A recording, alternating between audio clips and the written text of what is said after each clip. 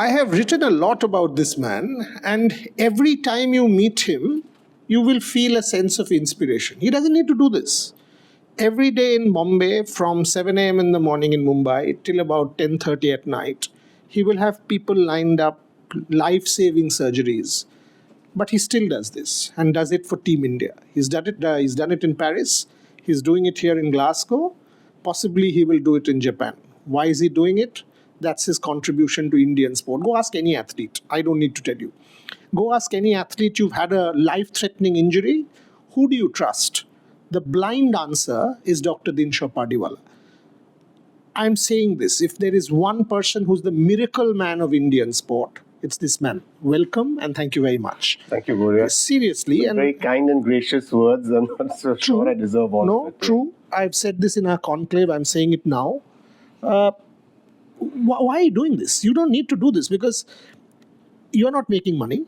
You're not making anything. You are having to work, and I've been chasing you for 4 days since coming here. You did not even have 45 minutes because you are chasing from going from one meeting to the other. Why are you doing this? I think all of us who love sports and who love Indian sports and who want to see India becoming a superpower internationally in sports, I think all of us need to put our hands up and do the best that we can. I can't play sports for the country and I can't get us any medals for the country, but at least I can help our athletes be at their fittest. And if they do have an injury, then make sure that they are back on the field as soon as possible. So I think all of us can make those small contributions, and this is my small contribution towards Indian sports. Dr. Pardiwala, these are all elite athletes. I mean, I remember you telling me and giving me that beautiful gift at my conclave, Mirabai Chanu's stuff, right?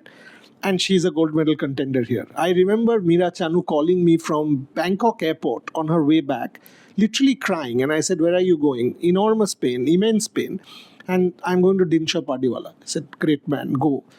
Today she's injury-free. Each one of these fellows, whether it's cricketers, anybody, Rishabh, Shreyash, whoever, Bajaspreet, Mirabai Chanu and all these athletes, do you feel pressure? You're actually treating with people who are 1 in a billion. I mean, they will do the job for the country. I mean, give me an insider understanding of Dr. Dinshaw Pardiwala's craft.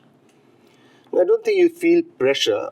I'm sure I did in the first few years, but over a period of time, you realize that each of these athletes is a national treasure. Each of these athletes can change the way Indian sports is perceived. Each of these athletes has the potential of, take Neeraj Chopra, for instance. When he came in with javelin, there were very few athletes who knew what javelin was. And you can see the whole javelin revolution now. In the last World Championships, we've had multiple finalists who are javelin throwers. Here itself, we've got so many. So one athlete can make a difference. And if you can make sure that one athlete is really fit and doing his best, then that can make a difference. Now, in today's day and age, we know that these athletes, they may be superstars, but at the end of the day, they're still athletes. They're still athletes. They're still normal human beings, and normal human beings are going to get injured. I think we respect the fact that they require treatment which is a little different from what you do for a normal person off the road. But at the same time, anatomy doesn't change, physiology doesn't change, timelines changes. And we need to just address those timelines, try and understand what situation that athlete is in, how much time do we have, is this sort of participation that's an absolute must, we have to achieve this. So we need to have this a la carte approach for every injury, with every athlete, for that particular sport, and try and make sure that that decision is the correct one going forward. Because if that decision is wrong, then he will lose out on time either in the sport, and their careers are so short. Every sort of championship that they lose out on is going to be an issue for their career. The Mirabai Chanu story, how did you kind of get her back? Because to see her at the Asian Games, multiple injuries, recurring injuries, only medal missing, and you said she'll be back, she's back here. I met her at Wolverhampton, I saw her training, I spent half a day. And she again mentioned you. We were both celebrating you. You may have had some hiccups. But tell me about the Mirabai Chanu story. So again, Mirabai, I think, is a national gem. She's a treasure for India. And she can really... her feats in weightlifting are already legendary. but I think she has a long way to go. She's extremely dedicated to her craft. And when you're in a sport where you're lifting weights way, way, way beyond your own body weight, there are going to be stresses, there are going to be injuries. And because if you don't lift those weights and you don't do that in training, you're not going to be a world beater. And so you have to push yourself. And when you push yourself, your body will have certain stresses.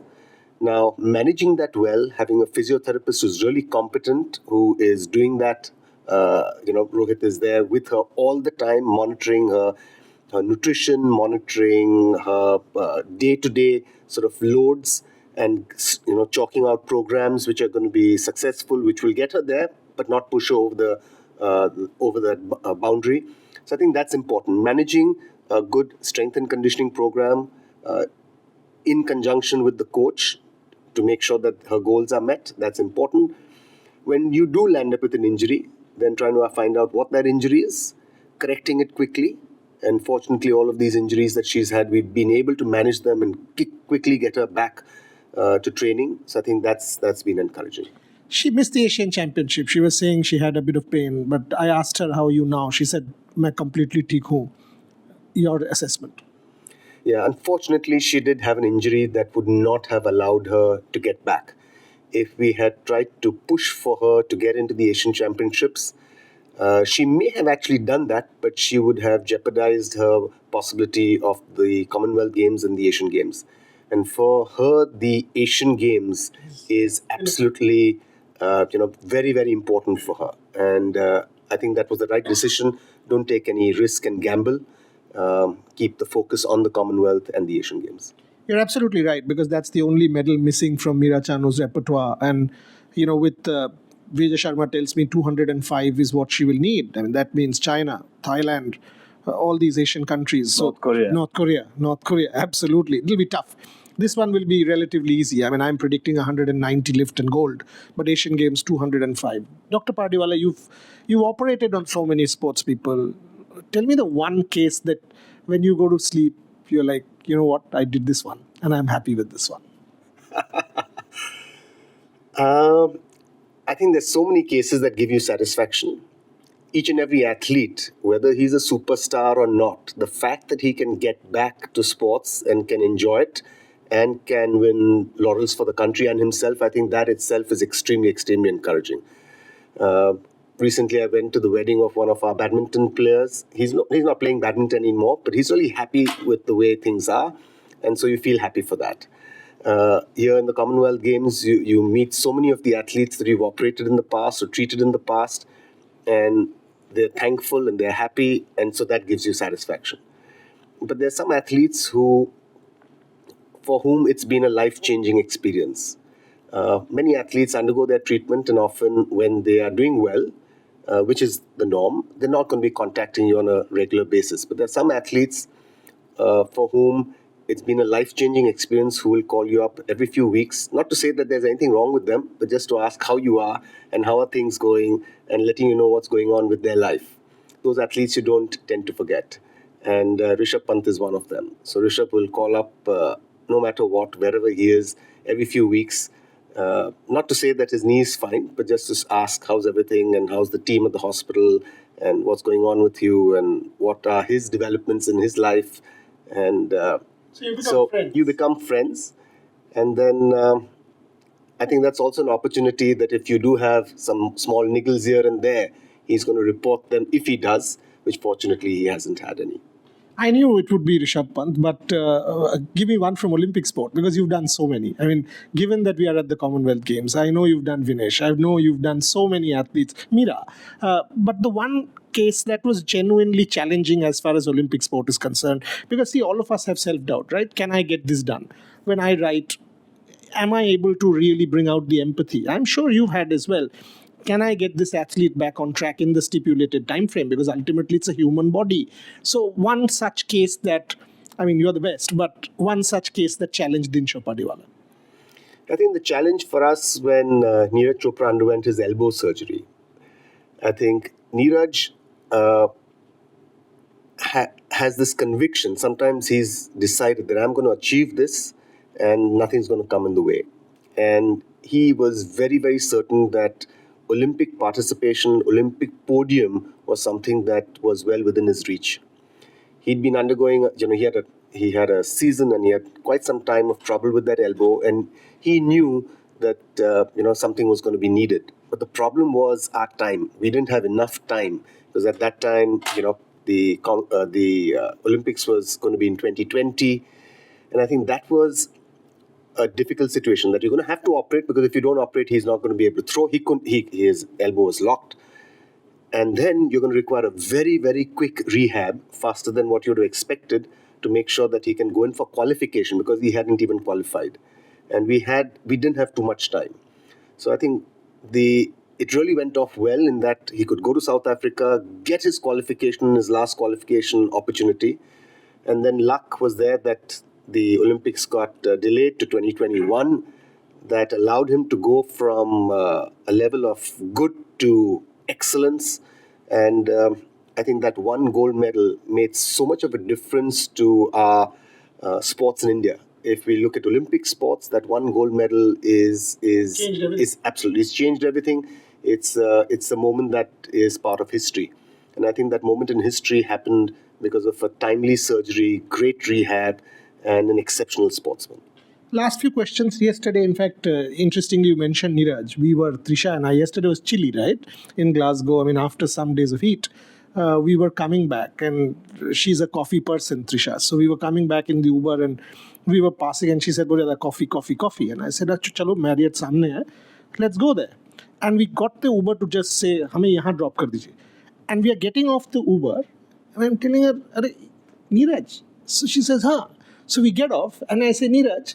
And he's actually entered. He turns. We are outside. He walks out, gives me a hug, gives her a hug.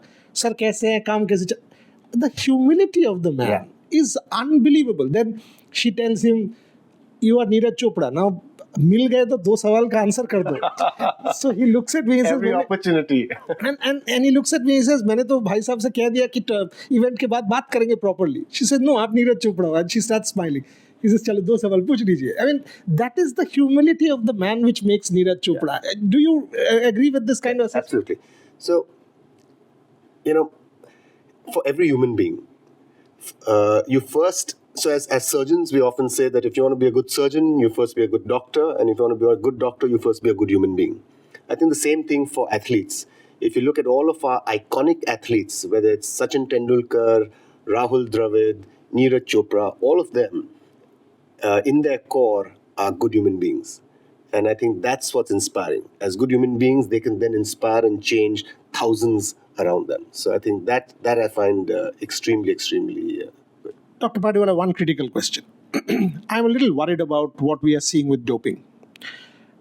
16 quotas down to 11 for weightlifting. We've seen judokas. We've seen every day one case is coming to light. I'm worried. As somebody in the medical profession, this is a worrying trend. Your suggestion, solution, advice, guidance, what? Because ultimately the country gets shamed, right? Because we are wanting to host the Commonwealth, we will. The Prime Minister is leading the charge for 2036. It is part of Viksit Bharat. It is part of 2038. So when we are seeing so much of support, this is one thing that's denting us. Your suggestion? Yeah, I think all of us in this ecosystem need to realize that doping is a menace. Doping, there's no other word for it than cheating. Doping is certainly cheating, and we don't want the world to think of us Indians as cheaters. We are not. We also need to recognize that, these are a few athletes. They're not all of them. There are a few athletes, but these very few athletes spoil the reputation not just of all of Indian sports, but of all Indians put together. And so this is a menace that we certainly need to root out. And the main way, I think, to root it out is education. Often when you land up with these violations, these are athletes who are doing it inadvertently. They did not realize what they were taking would bring them down to these, sorts of depths and these kind of violations. Sometimes it's supplements. We know now that at least 80 to 90% of supplements that are over-the-counter supplements are going to have contaminants. Those contaminants are what is going into you, that's going to be picked up, and then you're going to be part of a doping violation. So many times it's inadvertent. Many times, Prithvi Shaw took a simple cough. He had a cold, he took a cough syrup. That cough syrup then landed up with him having a doping violation. So many times it happens because you're not aware. Many times it happens inadvertently, but I'm sure that sometimes it's happening knowingly. And that should certainly not be the case. And to prevent that, you need education. What the Indian Olympic Association has developed with the Neeraj Chopra Foundation is safe sports. And we want to make sure that clean sports is critical. And this whole sort of campaign for clean sports has kicked off now. And the main focus of this campaign is going to be education. Educate our athletes, educate our coaches, educate our SNC, strength and conditioning. And all of that ecosystem needs to realize that doping is a menace. In sports, we do not need shortcuts. Shortcuts are not going to get you the success that you're looking for. It's always going to be a tough road. But if you're on that tough road, your processes are correct, you will reach your goals and reach your destiny. But trying to take a shortcut by doping is certainly not going to get you anywhere. We've got mechanisms now, the checks which are there, the medical advances that have taken place. You can certainly going to be picked up. And the testing is now on a very regular basis. So I think anyone who's doing it knowingly should realize that you will be caught. You will be caught. There is no way that you're going to be able to escape this. And so it is better for you to go the clean way, for you to go the correct way, and that's the only way forward in sports. Last question. Before I conclude this interview, I want to thank my friend Srinivas Kannan, the press attaché, for facilitating this, and of course Dr. Pardiwala for his generous time this morning here in Glasgow, because all of these people are very busy. So thanks to Kannan and thanks to Dr. Pardiwala and to the Indian delegation led by Rohit Rajpal, the chef to mission. Dr. Pardiwala, last question. You're the head of the medical contingent in that sense in Paris. Are all our athletes okay? Is there any problem? Fingers crossed, is everything on track? Everything's on track right now. So fortunately, all of our athletes are on track. Every athlete may have some minor sort of niggles here and there, which are being managed really well so that they can participate at their fittest and fullest. And fingers crossed, we're not going to land up with any major injuries. Fortunately, we don't have a lot of sports which are collision or combat sort of sports in this edition of the Games. And we're well prepared for any eventuality, and hopefully there'll be none. So there you go. Indian contingent well and truly prepared. Some very hard words and very candid words and transparent words on doping. And of course, some great stories where he's performed miracles on certain athletes and given them a new lease of life who have now become friends. I keep saying this. This man is a miracle man of Indian sport. Celebrate him more. You won't find many. You won't find many. Dr. Dinshaw Pardiwala talking to me once again. He was part of our conclave. He's an inspiration. I don't say that for many people. He's an inspiration and a hero of mine. Thank you very much for watching.